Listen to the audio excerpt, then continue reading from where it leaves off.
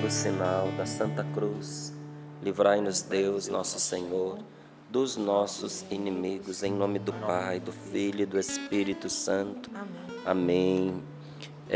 Evangelho de São João, capítulo 21, versículos do 1 ao 19.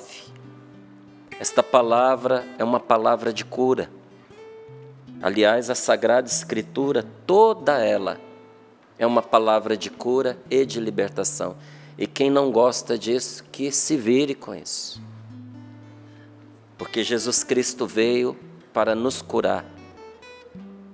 Jesus Cristo veio para a nossa salvação. E a salvação do ser humano, meus irmãos queridos, passa pela cura e libertação. Porque a cura de Deus em nós é a restauração da imagem e semelhança de Deus, como fomos feitos, e que nós permitimos que fosse desfigurado pelo pecado. A libertação de Deus, porque Jesus Cristo veio para nos libertar. Está escrito na palavra de Deus, quem não acredita nisso, não pode dizer que acredita na Bíblia. Porque diz a palavra do Senhor que Jesus se manifestou para destruir as obras do diabo. E Ele mesmo, nosso Senhor, nos diz: dei-vos poder para pisar aos pés todo o mal. Se você pega o Evangelho de São Marcos, nós estamos aqui no Evangelho de São João, mas se você pega o Evangelho de São Marcos não se dá ao trabalho de ficar explicando muitas coisas, não. Ele conta o que Jesus fez. Não são tantas explicações. Ele simplesmente relata, porque o testemunho do que Jesus fez fala por si mesmo. E o que é que São Marcos relata? Cura do cego, cura do coxo, ressurreição, libertação, exorcismo. Porque nosso Senhor veio para nos arrancar das garras do mal e para arrancar o mal da vida da gente. Então, desde aquela cura mais sutil, como você vai ver nesta palavra, até aquela cura mais evidente e mais chamativa, como a cura de um leproso caindo aos pedaços, como a cura de um aleijado de nascença, como devolver a vida a um morto que já estava no sepulcro há 4 dias.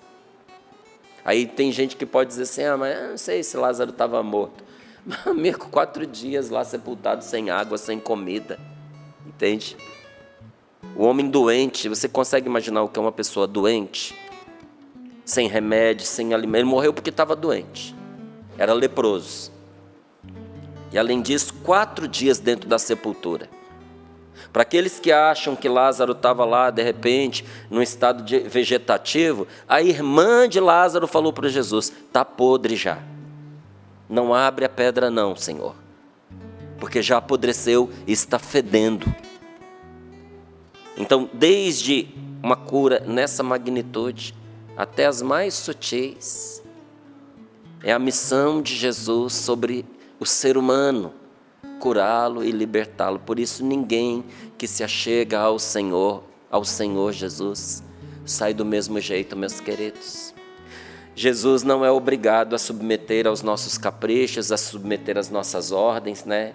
Eu até já contei aqui no Sorrindo para a Vida que uma vez eu fiquei chocado com uma senhora que ela disse que na igreja dela eles imperavam sobre Deus e Deus tinha que fazer o que eles mandavam. Eu falei, nossa, Deus me livre de uma igreja dessa, não é? Onde a gente manda em Deus. Eu não mando nem no meu nariz, imagina eu mandar em Deus, né?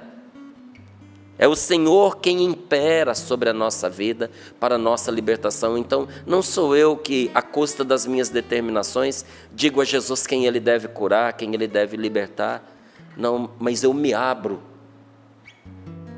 em obedecer aquele que disse para mim que eu devo orar pelos enfermos, estendendo as mãos sobre ele.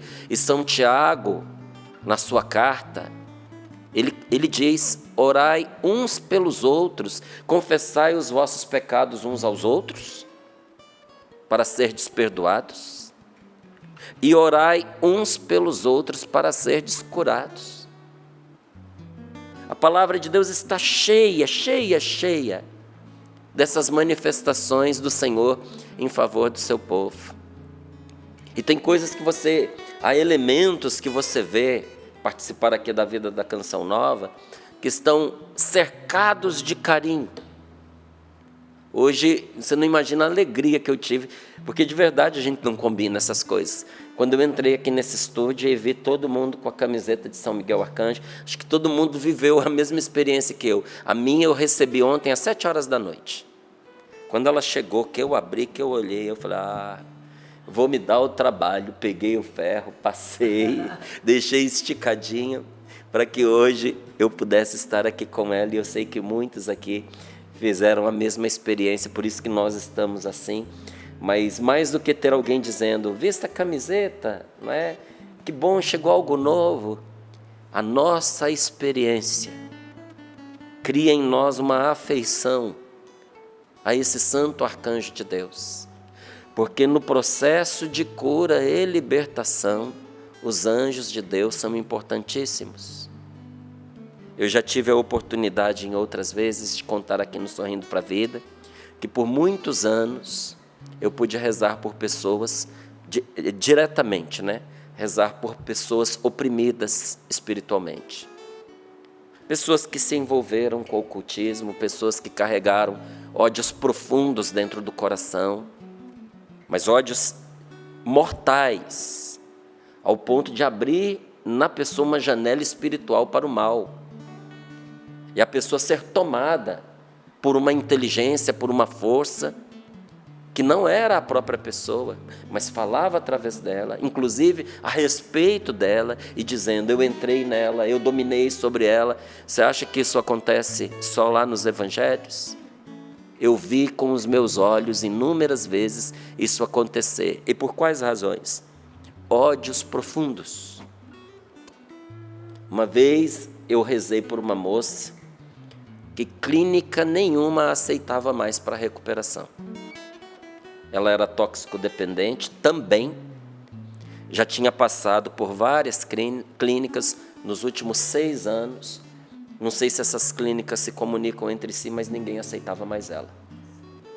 Ela foi despejada numa das nossas casas em São Paulo, na Canção Nova, e disseram, cuidem dela porque nós não estamos lavando as mãos, nós não temos mais nenhum compromisso com essa moça, porque a gente já não dá conta das crises dela. Ela ficava tomada por um espírito.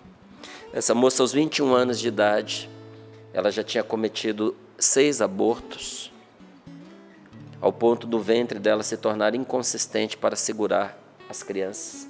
Quem fez o último aborto dela disse isso para ela, você nunca mais vai ter filhos, porque o seu útero não tem mais consistência para reter um feto. Ela estava viciada em cocaína, ela era alcoólatra, que desenvolveu esse vício desde a sua tenra idade, desde os 9 anos de idade. Ela fumava um cigarro atrás do outro, não é? Algumas pessoas que moraram comigo lá nessa época se lembram dela, a Graziele Laquanete, a Verinha, não é? O Edson, que já não está mais na comunidade Canção Nova. Essas pessoas conviveram com elas e nós... acho que a Renata também, não é? A Renata conviveu com esta moça. E era um caso que as pessoas tinham desistido. E quando me falaram que ela estaria sob os nossos cuidados e o tamanho das crises que ela vivia, eu chamei 8 homens para me ajudar naquele dia por causa do que eu escutei. Então, para a proteção dela, ela que queria oração, ela que pediu, eu chamei esses homens para segurá-la, se fosse o caso. Flavinho, foram 2 horas inexplicáveis, porque 8 homens não conseguiam manter no chão uma menina de 21 anos. Chegou uma hora que eu fui diante do Santíssimo e disse para Jesus, Senhor, eu não sei mais como rezar, eu não sei o que fazer. Então eu vou mandar essa menina embora, e olha lá o estado em que ela vai embora. Ela vai embora desse jeito, porque eu não posso. Se eu soubesse, eu faria. Mas tudo que eu sabia, eu já fiz. Se o Senhor que pode não liberta, eu que não posso, é que não vou libertar. Então, cansei. Não sei mais o que pedir, não sei mais como rezar. Estou dispensando essa moça. Eu estava falando isso diante de Jesus no Santíssimo Sacramento, no sacrário. Quando eu virei as costas, me veio assim, bem claro. Foi dentro de mim, mas era como se eu estivesse ouvindo uma pessoa falando. Essa moça está assim, porque aos 9 anos de idade, ela foi estuprada pelo pai dela. E desde então, pelo ódio que ela traz no coração, ela foi tomada por esse mal. Aí eu pedi para todo mundo sair. Tive que esperar um longo tempo até que aquela situação se acalmasse. E eu dizia para ela, eu falei, querida, eu preciso que você lute para ficar consciente, para que você assuma o domínio do seu corpo. E fui ajudando, até que num momento ela estava mais ciente de si, e eu perguntei para ela, isso começou a acontecer com você quando você... A gente tem que ter sabedoria até para levar ao conhecimento da pessoa que Deus nos mostra. Se você começou a ter esse problema, quando você era menina ainda, não é? Ela começou a chorar. Falei, alguém que você amava muito fez um mal contra você, não foi? Gente, essa menina urrava, de dor, de angústia, de desespero, chorava muito, eu esperava acalmar, mas eu precisava que ela me respondesse. Ela disse que sim, fez com a cabeça. Eu falei, essa pessoa, o mal que ela fez contra você foi um mal sexual, não foi? De novo ela chorava. E quando ela disse que sim, a última pergunta foi o seu pai? Nessa hora ela desmaiou. Ela desfaleceu.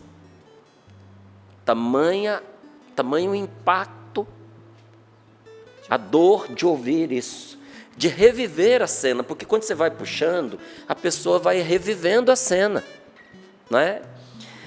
E ali, quando ela melhorou, eu rezei com ela, para que ela perdoasse o pai dela, porque ela nutriu durante toda a vida um grande ódio contra o pai. A mãe dela morreu quando ela tinha 9 anos, e o pai dela começou a usá-la no lugar da mãe, como mulher dele.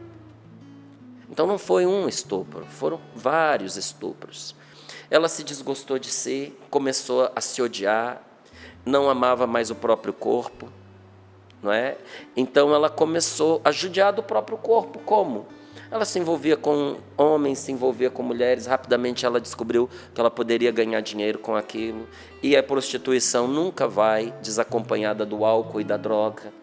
Então, aos 11 anos de idade, ela já tinha um cafetão, ela já estava usando drogas, ela se alcoolizava constantemente, fumava desde esta época e foi emendando aborto sobre aborto. Foi assim que ela chegou para nós. Mas naquele dia o Senhor a libertou. E depois da oração ela sumiu uns 2 meses, fiquei preocupado. Depois de uns 2 meses ela voltou e disse assim para mim, voltei aqui, porque eu não consigo sossegar diante de um sentimento. Ela falou, eu estou morrendo de raiva de você. Eu falei, mas o que foi que eu te fiz? Não, eu voltei aqui para saber quem foi que te contou, porque eu nunca contei para ninguém. Como é que você podia saber disso? E aí eu fui explicar para ela o que era o dom da palavra de ciência. Como é que Deus nos alcançava no momento de oração. E isso foi para essa moça um consolo sem medida, que ela se tornou para nós uma companheira, né, Renata?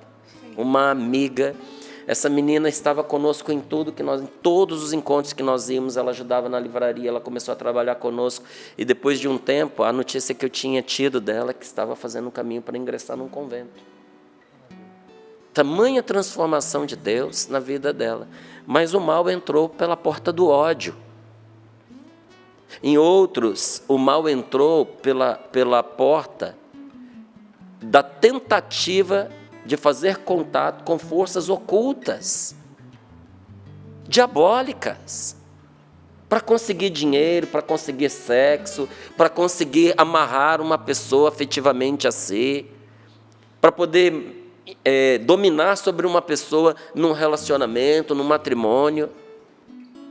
E o outro motivo pelo qual eu vi pessoas caírem, tomadas pela influência do mal, foram depravação sexual. Quando a pessoa se lança na libertinagem sem medida. Se você me pergunta assim, mas todo mundo que descamba na área sexual, acontece isso com a pessoa? Não. Mas muitos dos que eu atendi, a raiz que tinha causado uma opressão, que chega ali quase a uma possessão, mas não é, mas chega quase, tinham passado por isso. E quando nós vamos rezar pela libertação das pessoas, tem duas ajudas poderosíssimas que Deus nos dá nesta hora. Vou começar da menor para a maior. Deus não está em questão, viu, gente? Porque Ele é o Senhor. É por meio dEle que tudo se faz. Por isso eu disse, ajuda poderosa. Ajuda. Porque o libertador, o salvador e aquele por meio do qual todas as coisas se dão é Jesus Cristo, nosso Deus. Mas duas ajudas poderosas, da menor para a maior. São Miguel, arcanjo, e a Virgem Maria. São Miguel, arcanjo, e a Virgem Maria. Então, quando eu ia começar um momento de oração por uma pessoa que estava assim, em situação tão grave, a primeira coisa que eu fazia era pedir a São Miguel Arcanjo, na oração que está ali, mas também espontaneamente. E eu dizia, São Miguel Arcanjo, guerreiro de Deus, defensor do gênero humano, príncipe da milícia celeste, chefe dos guerreiros de Deus, São Miguel Arcanjo, a quem Deus concedeu combater e vencer o demônio. Sede para nós o auxílio necessário nesse momento. E eu me lembro de uma dessas situações mais difíceis, em que o mal falava através da pessoa, de quando pedíamos ali a ajuda e o auxílio de Nossa Senhora. E aquela força maligna dizia, eu não posso suportar a presença dela. Ela está aqui. Gente, Deus nos deu companheiros admiráveis e maravilhosos, os anjos de Deus e a Virgem Maria. Em todo o processo de cura e libertação que nós precisamos enfrentar e em toda a batalha espiritual que nós travamos, porque eu acho que não precisa ser muito inteligente para descobrir que nós vivemos uma luta todos os dias. E essa luta não é só nossa, é de todos. Não é só minha e sua, é de todos. E Pedro também passou por essa luta. E foi ferido e precisou ser curado. Olha esta palavra, diz assim, Evangelho de São João, capítulo 21, versículos do 1 ao 19. Diz assim, depois disso, Jesus apareceu de novo aos discípulos, à beira do mar Tiberíades. A aparição foi assim, estavam juntos Simão Pedro, Tomé chamado Gêmeo, Natanael de Caná da Galileia, os filhos de Zebedeu e outros 2 discípulos dele. Simão Pedro disse a eles, eu vou pescar. Eles disseram, nós vamos contigo. Saíram, entraram no barco, mas não pescaram nada naquela noite. Já de manhã, Jesus estava aí na praia, mas os discípulos não sabiam que era Jesus. Ele já estava ressuscitado. Tanto que aqui, acima do capítulo 21, tem um título, está escrito Epílogo, depois da ressurreição. Jesus já tinha ressuscitado. Então, já de manhã, Jesus estava aí na praia, mas os discípulos não sabiam que era Jesus. Ele perguntou, filhinhos, tendes alguma coisa para comer? Responderam, não. Ele lhes disse, lançai a rede à direita do barco e achareis. eles lançaram a rede e não conseguiam puxá-la para fora, por causa da quantidade de peixes. Então o discípulo que Jesus mais amava disse a Pedro: é o Senhor. Simão Pedro, ouvindo dizer que era o Senhor, vestiu-se, arregaçou a túnica, pois estava nu, e lançou-se ao mar. Os outros discípulos vieram com o barco, arrastando as redes com os peixes.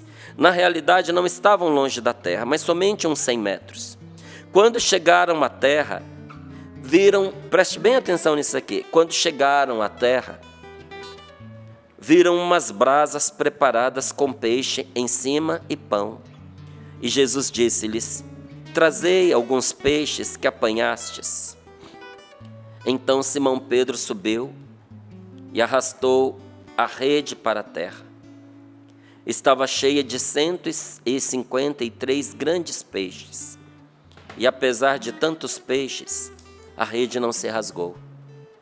Jesus disse-lhes: vinde comer. Nenhum dos discípulos se atrevia a perguntar quem era ele, pois sabiam que era o Senhor. Jesus aproximou-se, tomou o pão e deu a eles, e fez a mesma coisa com o peixe. Esta foi a terceira vez que Jesus, ressuscitado dos mortos, apareceu aos discípulos. Terceira vez, hein? Depois de comerem, Jesus perguntou a Simão Pedro: Simão, filho de João, tu me amas mais do que estes? Pedro respondeu: sim, Senhor, tu sabes que te amo. Jesus lhe disse: cuida dos meus cordeiros. E disse-lhe pela segunda vez: Simão, filho de João, tu me amas? Pedro respondeu: sim, Senhor, tu sabes que eu te amo. E Jesus disse: apacenta minhas ovelhas. Pela terceira vez perguntou a Pedro: Simão, filho de João, tu me amas? Pedro ficou triste porque lhe perguntou pela terceira vez se o amava. E respondeu: Senhor, tu sabes tudo, tu sabes que eu te amo. E Jesus disse-lhe: cuida das minhas ovelhas. Em verdade te digo, quando eras jovem, tu mesmo amarravas teu cinto e andava por onde querias. Quando, porém, fores velho, estenderás as mãos e outro te amarrará pela cintura e te levará para onde não queres ir. Disse isso para dar a entender com que morte Pedro iria glorificar a Deus. E acrescentou: segue-me. Palavra da salvação. Glória a vós, Senhor. Ai, que palavra maravilhosa. Vamos começar do meio. Era a terceira vez que Jesus aparecia para eles depois de ressuscitado. Então, eles viveram com Jesus, eles viram a força de Deus se manifestando nele. Eles contemplaram a olhos nus os milagres realizados por nosso Senhor Jesus Cristo.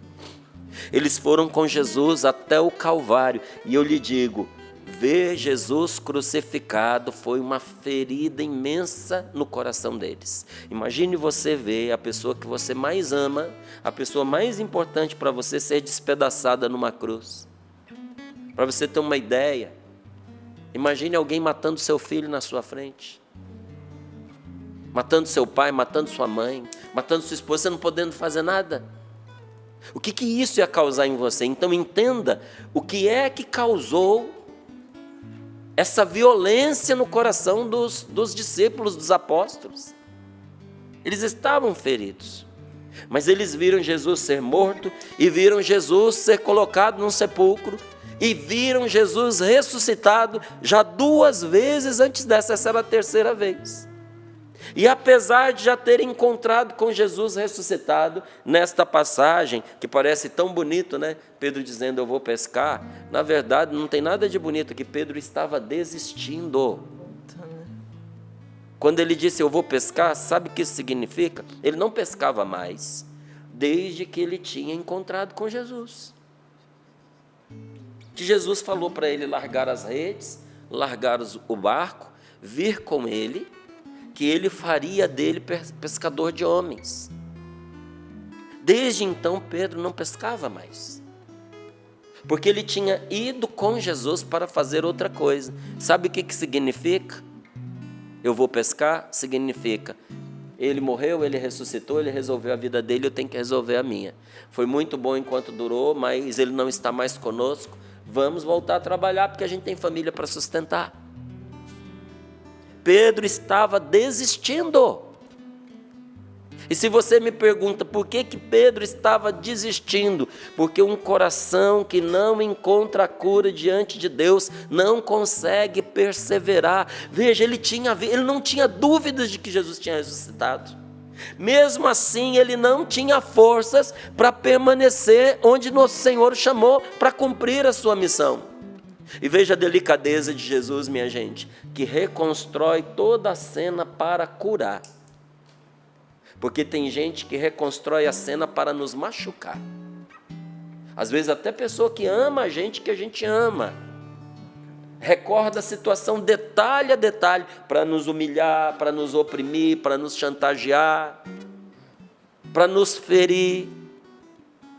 Quanta conversa que começou entre duas pessoas que se amam, começou mal, muito mal, péssima conversa. Marido vira para a mulher vira para o marido e diz: você se lembra aquele dia que nós estávamos em tal lugar, e você pegou tal coisa, e você me disse tal palavra, e aconteceu isso, e aí a pessoa vai reconstruindo a cena para aprofundar a ferida, a mágoa. Ela ressente tudo. Sabe o que é ressentimento? Ressentir tudo outra vez, a fim de não esquecer, para não perdoar. Que coisa terrível é o ressentimento. Eu ressinto para que eu não me esqueça, não posso esquecer o que o Flavinho me fez. Eu tenho que me lembrar, porque em hora oportuna eu vou dar o troco a ele. Não, a gente é amigo, nós somos amigos, tudo bem, a coisa continua. Mas o que ele fez eu nunca vou esquecer. Como era antes, jamais será outra vez. Então eu preciso ressentir para eu manter aquela decisão ruim que eu tomei em relação a nós. Jesus não faz isso. Jesus reconstrói toda aquela lembrança para curar a pessoa interiormente, na lembrança que ela tem. Primeira coisa que Jesus faz. Você se lembra que quando Pedro encontra com Jesus, Jesus vira para ele e diz: lance as redes novamente. Ele tinha, juntamente com os discípulos, ele tinha passado a noite tentando pescar, também não tinha pegado nada, e o Senhor disse para ele lançar as redes. Ele disse que tudo bem, eles tinham tentado, não tinham conseguido, mas por causa da palavra dele, ele ia lançar, e pegou muitos peixes. Agora Jesus está lá na praia, eles não reconhecem. Olha como Jesus se apresenta. Não pescaram nada a noite inteira? Joga as redes. Quando as redes vieram transbordando de peixes, eles não precisaram falar, mas eles lembraram: esse milagre eu conheço. É Ele, só pode ser Ele. Se a gente não pescou durante a noite, a mar aberto, em águas profundas, que é onde o peixe está, no clarear do dia, no raso, não se pesca. Eles bem sabiam que era um milagre, tanto que João grita: é o Senhor. E Pedro não vacila, ele se veste porque estava nu, se joga dentro da água, e quando eles voltam, Jesus tinha acendido uma fogueira. Qual foi a última vez que Pedro tinha visto Jesus junto de uma fogueira? Não sei se você se lembra, mas quando Jesus foi preso e estava amarrado numa pilastra na casa de Pilatos, Pedro deu um jeitinho, que ele disse que não ia abandonar Jesus, que nunca ia negá-lo. Jesus falou: antes que o galo cante, você terá me negado 3 vezes. Ele: jamais, Senhor, morro contigo, morro contigo. E Pedro deu um jeito de entrar lá na casa de Pilatos. Estava sentado ali, junto de uma fogueira, quando alguém chegou e disse assim: você não é aquele que andava com esse homem aí? Ele disse: não, de jeito nenhum, você está me confundindo. Aí veio um outro e disse: você é dos discípulos dele. Não, jamais vi esse homem. E de repente chegou uma mulher, escrava. Gente, para você ter ideia, naquela época, o testemunho de uma mulher não contava. Não contava. O que uma mulher falava não tinha peso. Só que essa, além de ser mulher, era uma escrava. Ela, em nada para a sociedade, era a mesma coisa. Só que essa mulher diz: eu te conheço e você é dos dele. Pedro perde o equilíbrio, Pedro desespera, Pedro briga com a mulher, manda calar a boca, levanta, nega Jesus de novo, e na hora que ele está saindo, Jesus, que está amarrado na pilastra, vira para trás e olha nos olhos de Pedro. E Pedro sai dali e chora amargamente a dor de ter traído Jesus. E agora Jesus recria o cenário. É a primeira vez depois daquele dia que Pedro vê Jesus junto de uma fogueira. E tudo voltou. Voltou tudo no coração dele. Só que Jesus precisava lancetar o furúnculo. Da mesma maneira que Pedro negou 3 vezes, Jesus dá a ele a oportunidade de afirmar 3 vezes que o ama. Mas por que Pedro se entristece? Porque na hora em que Jesus pergunta pela 3ª vez, Pedro sabe que Jesus está falando por causa da traição que ele tinha cometido. Mas naquela hora, Jesus cura o coração de Pedro e o estabelece acima de todos aqueles que ele fez dele o chefe da igreja. Entregou ao seu traidor, porque Pedro negou Jesus igual Judas. A diferença entre Pedro e Judas é que Judas foi incapaz de se arrepender. E também a natureza da traição, viu, gente? Pedro negou por medo e covardia. Judas negou por ganância e ressentimento. Pedro se arrependeu, chorou amargamente. Judas endureceu o coração e preferiu se matar a se arrepender. Teve remorso. Tem uma diferença entre remorso e arrependimento. Judas teve remorso quando disse: eu entreguei sangue inocente. Mas foi incapaz de se arrepender, se perdoar e prosseguir. Foi lá e se matou. O orgulho mata a gente. O arrependimento nos liberta. Nós temos que aprender a chorar as nossas falhas, os nossos erros, em vez de desesperar, sabe? Ter coragem de chorar os nossos fracassos, de chorar as nossas maldades, por mais terríveis que elas sejam, chorá-las aos pés de Jesus, ainda que você não tenha feito diretamente contra Jesus, ainda que você tenha feito contra um irmão seu, um amigo seu, uma esposa sua, um marido seu, um filho, um pai, uma mãe, não importa quem seja, chore a maldade que você fez aos pés de Jesus. Chore amargamente, se arrependa.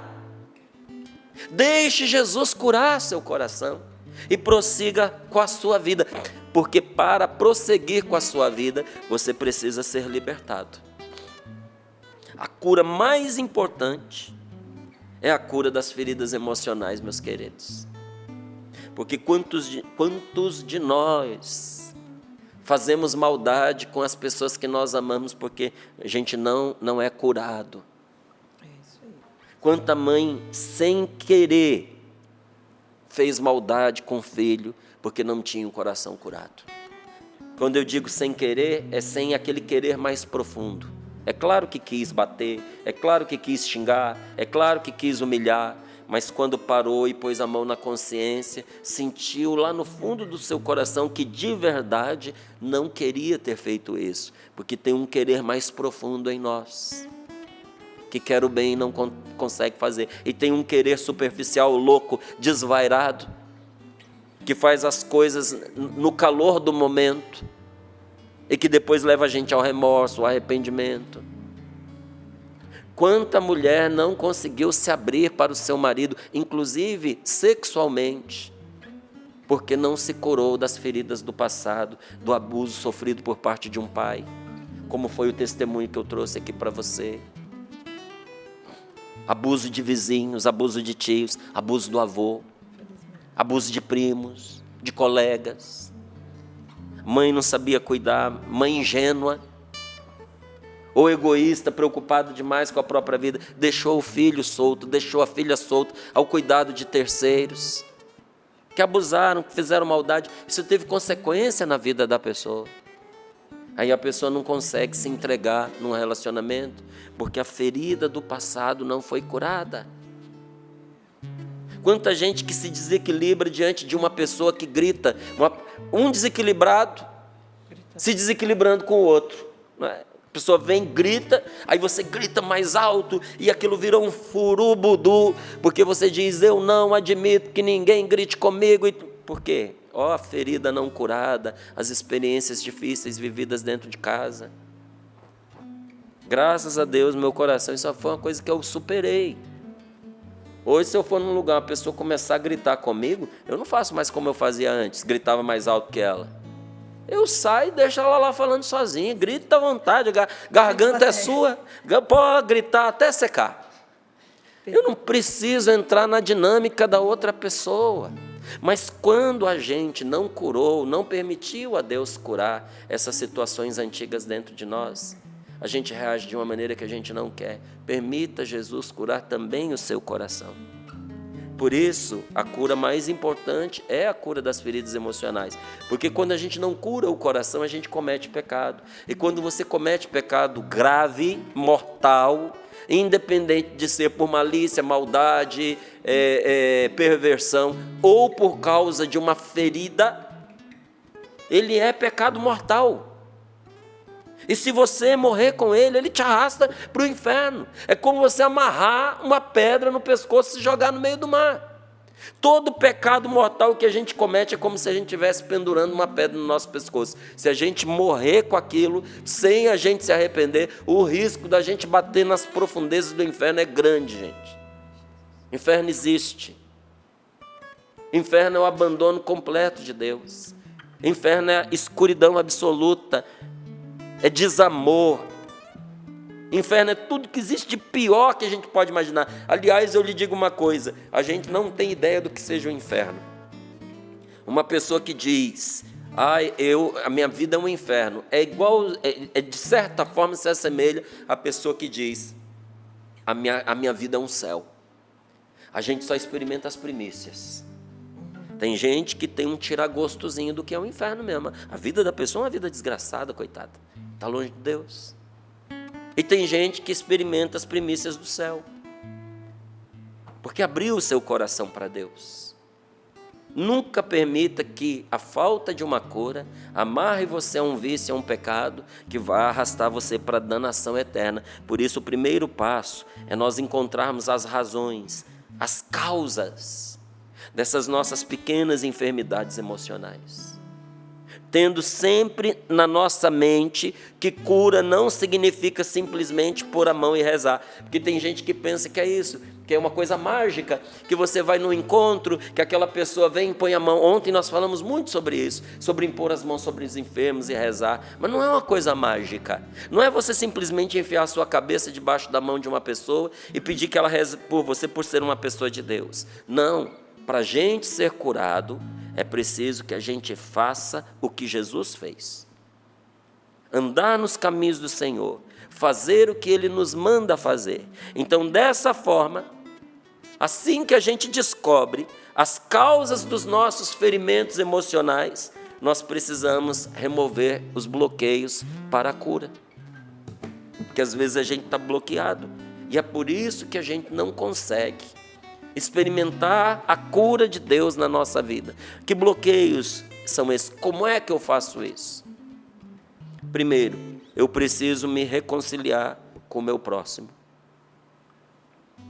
Eu preciso perdoar e pedir perdão. Uma vez eu estava rezando por um homem, já era um senhor, ele tinha um problema sério no estômago, os médicos não conseguiam resolver, e durante a oração, nunca aconteceu isso antes, viu, gente? Da pessoa reagir dessa forma e nem depois. Durante a oração, eu virei para ele e disse assim, eu estou sentindo, enquanto eu rezo para o senhor, que o senhor precisa perdoar o seu pai. Ele deu um tapa na perna, me xingou, levantou, foi embora. Quando ele estava virando ali, saindo pela porta, ele disse assim, todo lugar que eu vou, me dizem essa mesma coisa, eu não vou perdoar. E foi embora. Era um homem de Deus. em grupos de oração, confiava que podia ser curado através da oração, mas essa graça não se estabelecia na vida dele, porque ele não era capaz de perdoar. Eu e a Paula encontramos, numa das saídas do Sorrindo para a Vida, uma mulher que foi curada de gastrite e de, asma, já de anos, porque ela cresceu ao lado de uma mãe que a vida inteira dizia para ela que não a amava. Lembra, Paula? Sim. E acompanhando uma pregação no Sorrindo para a Vida, depois de um dia de grande tristeza, porque a mãe tinha dito para ela, já as duas idosas, a mãe falou para ela que nem 500 anos pela frente seriam suficiente para que ela amasse, que ela nunca iria amar, já velhinha. E ela disse que naquele dia o coração dela se rasgou. E ouvindo a palavra daquele dia, ela viveu um verdadeiro Pentecostes. O Espírito Santo mostrou a ela que ela não dependia do que a mãe pensava para ela ser feliz. Ela perdoou a mãe, mas perdoou do fundo do coração. Nos dias que se seguiram, aquela asma que acompanhou a vida inteira, a deixou. Ela percebeu que não estava mais passando mal como antes, foi ao médico, a gastrite havia se curado. Aquela que não se curava nem com remédio, porque ela afastou o obstáculo da falta de perdão. Esse é um. E o outro? Eu preciso renunciar a qualquer prática de ocultismo ou qualquer tipo de envolvimento com o oculto. Se eu fui buscar a minha cura fora de nosso Senhor Jesus Cristo, se eu recebi uma falsa cura, eu preciso renunciar a isso, sem medo, inclusive. Ai, Márcio, eu tenho medo, porque pode ser que esse mal volte. O que é mais importante para você? Essa cura física que te custou a sua felicidade ou a sua salvação? Não tenha medo de renunciar. Jesus não veio para tirar nada de você. Jesus veio para te dar vida, vida em abundância. Então, primeira coisa que a gente precisa arrancar da nossa vida, o obstáculo de não perdoar e não pedir perdão. Segundo, de ir buscar em forças malignas, nas trevas, o bem que só Deus pode nos fazer. Reze um pouquinho conosco agora. Senhor, nós te pedimos que o Senhor derrame sobre nós teu Santo Espírito e nos conceda neste momento de oração a tua graça. Nós pedimos pela intercessão de São Miguel Arcanjo e da bem-aventurada Virgem Maria, que tudo aquilo que nesta manhã ainda nos oprime, seja agora esmagado aos pés da cruz, seja dissolvido no sangue do Cordeiro, o sangue de Jesus que nos perdoou de todos os pecados. Senhor, eu te peço, o Senhor que trouxe o perdão para nós na cruz, entre as suas últimas palavras, o Senhor rezou por nós pedindo: Pai, perdoai, porque não sabem o que fazem. Senhor, aqueles que também agiram contra nós não sabiam o que faziam. Dá-nos, Senhor, a graça de perdoar. Peça a Deus a força para você perdoar seu pai nesse momento, perdoar sua mãe, perdoar seu irmão, aquele seu tio, perdoar essas pessoas que deveriam proteger você e se aproveitar da oportunidade para fazer maldade com você. Mas você cresceu, você é outra pessoa agora, você se fortaleceu, você não é mais aquela criança indefesa. Agora é o momento da sua libertação. Peça essa graça a Deus e vamos pedir ao Espírito Santo que venha queimar todo e qualquer envolvimento que nós tivemos com aquilo que não presta, com aquilo que não vem de Deus. Vem, Espírito Santo de Deus, vem sobre nós.